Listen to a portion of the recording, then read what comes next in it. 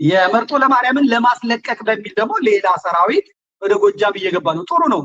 ጎጃምና ጎንደር ጎጃምና ምና አንድ ላይ ሆነው ማረጋቸው ጥሩ ነው። ግን የፌክ የሆነ ጦርነት እየተከፈተ ጀግኖች ደግሞ እየተመቱ ነው። ከዛ ጦርነቱ ይቆማል። አንድ ሰው ለማስገደል ለማጽዳት ኦርቶዶክሳዊ የሆነ አማራ የሆነ አስመትቶ ከዛ ጀግና ትግል ይሞታል እንጂ ይቀጥላል ማለትስ ጥሩ ነው ወይ? በጎንደር ሁለት ቦታ የተከፈሉ ሰዎች ምንድነው እንትናቸው? ትግሬዎቹ ምን አገባቸው? በአማራ ፖለቲካ ውስጥ እንደኔ እንደ ሐረርጌ ቆጡ መደገፍ ይችላሉ፣ ማውራት ይችላሉ። ግን መምራት የአማራን ፋኖ መምራት ትግሬዎቹ ምን አገባቸው? ምን ይሰራሉ? አንደኛው ያው እንዳያችሁ ጠልዬ ከሸዋ ነቅዬ መቀሌ ያስገብቸዋል። መቀሌ ተሰደቡ። አማራ ነኝ የሚለው በሙሉ እየሰደበኝ ሰለሞን ወልደ ገሪማ የሚባለውን ገሪባ ሸዋ ቡልጋያው የሱ አባቶች የጨረሱትን በ1983 84 የሸዋን አማራ ወያኔ ሽፍታ ብላ ከ25000 ሰው በላይ ነው የጨረሰችው። ፕሮፌሰር አስራት ወልደየስ የ100,000 ሰው ግምት ናቸው። እሳቸው ሳይጨመሩ ሌሎች አማሮችን የጨረሰች ናት። አሁን ይሄ የወያኔ ድቅት በምን ሂሳብ ነው ሸዋ ገብቶ የነበረው? ያው ስቀጠቅጠው ብዙዎቻችሁ ሰድባችሁኛል። እኔ እናንተ ምን አገባኝ? እኔና ሰሌ ተቀጣቅጠን ያው ታውታላችሁ። በኋላ ትንሽ በስሱ አሳያችኋለሁ። ሰሌ እዚህ ሐረርጌ ቆጡ ነገር ከመዘዘ ለኔ መጥፎ ነው ብሎ የሚሰድባትን ህወሓት ሊያገለግላት ወደ መቀሌ ሸሽቷል። መቀሌም ሆኖ እናት እንደዚህ ላርጋት እያለኝ ነው። ታዩታላችሁ። የአማራ ፋኖ ተወካይ ነኝ ብሎ ማለት ነው። ሸዋ የገቡትን ሰዎች ጥያቄ እንጠይቃለን። ለምን ነው ዝም ያሉት ብለን እንጠይቃለን።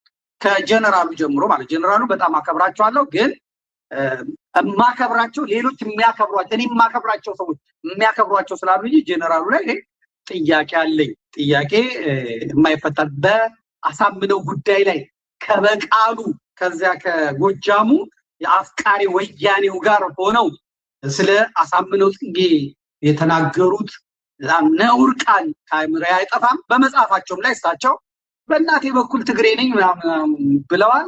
ከዛም ባለፈ ደግሞ ባለቤታቸው ኤርትራዊ ናት። ከዛም ባለፈ ደግሞ ለመዋጋት እሳቸው ወሎ ስለተወለዱ ቤተ አማራ መሄድ ሲገባቸው እዚህ ሸዋ ተቀምጠው እነ ሰለሞን ወልደ ገሪማን አጠገባቸው ማስቀመጣቸው ለምን ነበረ? ጥያቄ እንጠይቃለን። ጥያቄ ነው። ጀስት እንደ ጥያቄ የጠየቅን አእምሮ እናሰራለን ማለት ነው።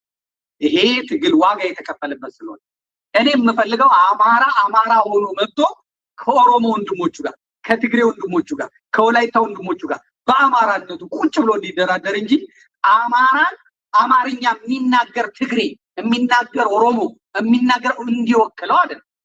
ወጣት የፈለገ ኢትዮጵያ በአድዋ ጦርነት ስታደርግ፣ ኢትዮጵያ በዚህ በማይጨው ጦርነት ስታደርግ ነጮች መጥተው ነበር አይደል? ከኩባ መጥተዋል፣ ከራሻ መጥተዋል፣ ከአርመን መጥተዋል፣ ከሌላ ቦታ መጥተዋል። ማንን? ከኢትዮጵያ ጎን ተሰልፈው ማለት ነው። ከዛ ኢትዮጵያ እንሁን አላሉ። በቃ ግዳጃቸው ከዚህ ጭቁን ህዝብ ጎን እንሁን ብለው ነው የመጡት። አሁንም የአማራን ትግል መርዳት ይቻላል እንጂ መምራት እፉ ነው። እኔን አቋሜን ይሄንን የሚያስቆመኝ ሰው የለም። እኔ አወራለሁ። ስትፈልግ ተቀበለው፣ ሳትፈልግ አትቀበለው። ስትፈልግ ስማኝ፣ ሳትፈልግ አትስማኝ። እኔ ምን እላለሁ? ባትሰማኝ እንኳን ሰማይ ስሚ፣ ምድር አድምጪ፣ ቤተክርስቲያን መስክሪ። ዛሬ በዚህ ቀን ያላችሁት በእግዚአብሔር ፊት ምስክሮቼ ናችሁ። ያንን አድርጌ ነው ማለት አለቅም። አንተ ስለወደድከው አለቅም። ሰለሞን ወልደ ገሪማን አትናገረው፣ ዘመዴ አንተ አትናገረው፣ ምን ትስዬ ምናምን። የትግራይ ህዝብና የአማራ ህዝብ የኦሮሞ ህዝብ አንድ ላይ መሆን ይችላል። አንድ ላይ እየተጨቆነ ነው። አንድ ላይ እየተገደለ ነው። አንድ ላይ የደላው ኦሮሞ የለም። የደላው የኦሮሞ ካድሬ አለ። የደላው አማራ የለም። የደላው የአማራ ካድሬ አለ። የደላው ትግሬ የለም። የደላው የትግሬ ካድሬ አለ። የደላው አፋር የለም። የደላው የአፋር ካድሬ አለ። የደላው የደቡብ ህዝብ የለም። የደላው የደቡብ ካድሬ ግን አለ። ህዝብ ለህዝብ ይህን ጨቋኝ ስርዓት መግታት ይችላል። ወያኔ ዳግም ግን አማራን መምራት አማራም ወያኔ አማራ እንኳን እንዴት አድርጎ ዘይዶ ትግሬን ይመራል? ትክክል አይደለም። እኔ እያልኩ ያለሁት ይሄን አለመግዛት መብታችሁ። እኔ ግን መናገር መብቴ ነው አይደለም እንዴ? ንገሩኝ፣ አንድ ላይ ጻፉልኝ። አለመቀበል መብታችሁ ነው፣ መናገር ግን መብቴ ነው አይደል? አለመቀበል መብታችሁ ነው፣ እኔ ግን መናገር መብቴ ነው። እኔ ሰለሞንን ስናገረው አላችሁብኝ። ትክክለኛው አማራ አይሰድበኝም፣ ትክክለኛው አማራ አይናገረኝም። ነገር ግን የሰለሞን እዛ መሆን የሚፈልጉ እነ ፋሲል የኔ ዓለም እነ ማለሱ መሳይ መኮንን፣ ምክንያቱም ኢትዮጵያኒስቱ ሆን ብለው ነው እዛ ያስቀመጡት። ሆን ብለው እሱን እዛ አስቀምጠው ከዛ ሌላ ስራ ነው የሚሰሩት። አሁን ከመሳይ መኮንን ጋር የሚሰሩ አማሮች አሉ፣ ያስቁኛል። መሳይ መኮንን ከብልጽግና ጋር ነው የሚሰራው። መሳይ መኮንን ይደውላል፣ ሄሎ ማርሸት እንዴት ነህ? ደህና ነው ወይ? እግዚአብሔር ይመስገን። መቼ ነው አሁን ማጥቃት የምትጀምሩት?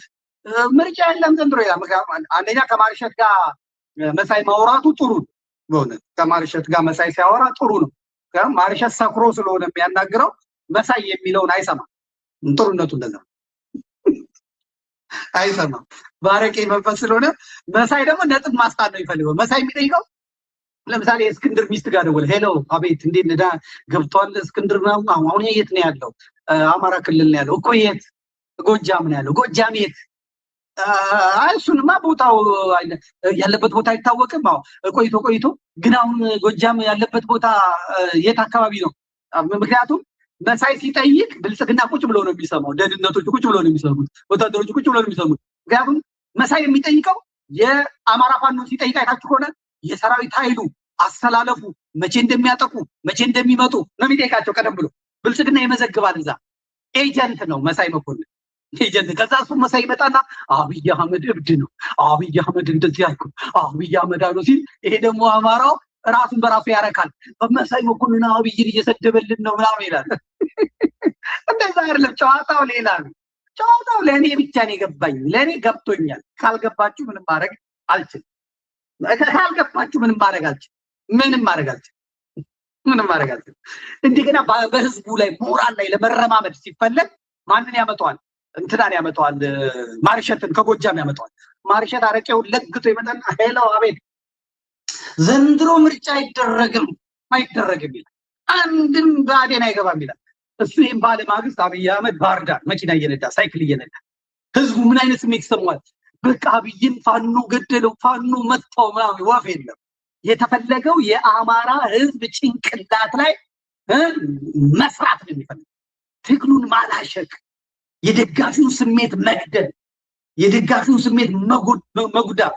አማራ አቅም እንደሌለው፣ አማራ ወሬ ብቻ ይላሉ እንትና፣ አዝማሪ ብቻ ነው አማራ፣ አዝማሪ ነው እነ ስታሊን ይላሉ ማለት። እንደዛ እንዲል ነው የሚያደርጉት እነዚህ ኤጀንቶች መጥተው ማለት። ተመስገን ጥሩነህ ሳይክል እየነዳ 40 ጊዜ ይመላለሳሉ። ተመስገን ጥሩነህ የነ መቶ አለቃ ማስረሻ ሰጤ፣ የነ አስረስ ማረ፣ የነ ማርሸት ፀሐዩ ያጎት ልጅ አጎት ነው ምናምን ነገሩ በቤተሰብ ነው ያዙ እንትኑን የጎጃም ፋኖ ነው ማለት። እና መሳይ መኮንን መጥቶ ይሄን ሲናገር አሁን ሰው ጎጃም ምርጫ ዘንድሮ ካልተደረገ ምናምን አለ። የነ ማርሸት ዋናው ታርጌታቸው የአማራን ህዝብ አእምሮን ማጠብ፣ ማላሸቅ። ምክንያቱም እነሱ ፎቶ እየተነሱ ያስቀምጣሉ፣ ምን ይላሉ? ማንም አይነካቸውም። የሚሞተው ጀግናው ነው ማለት ነው። ይሄን በደንብ እና ሰለሞን ወልደ ገሪማ ወደ መቀሌ ነክቶታል። በኋላ እንመጣበታለን። ጎጃም እንገባለን። ጎጃም በላይነህ ሰጣርጌ ገብተዋል፣ ተገልጠው ጎጃም ገብተዋል። ከወሎ ሸሽቶ የሄደው እነ ዮሴፍ ወደ ጎጃም ገብተዋል። ጎጃም ምን እየሰሩ ነው? በአባይ ሸለቆ ምን እየሰሩ ነው? ዲማ ዙሪያ ምን እየሰሩ ነው? መርጦ ለማርያም ምን እየሰሩ ነው? እሱን እንመጣበታለን። ሙአ ተዋህዶ ተብሎ ሊጨፈጨፍ የተዘጋጀው ማን ነው?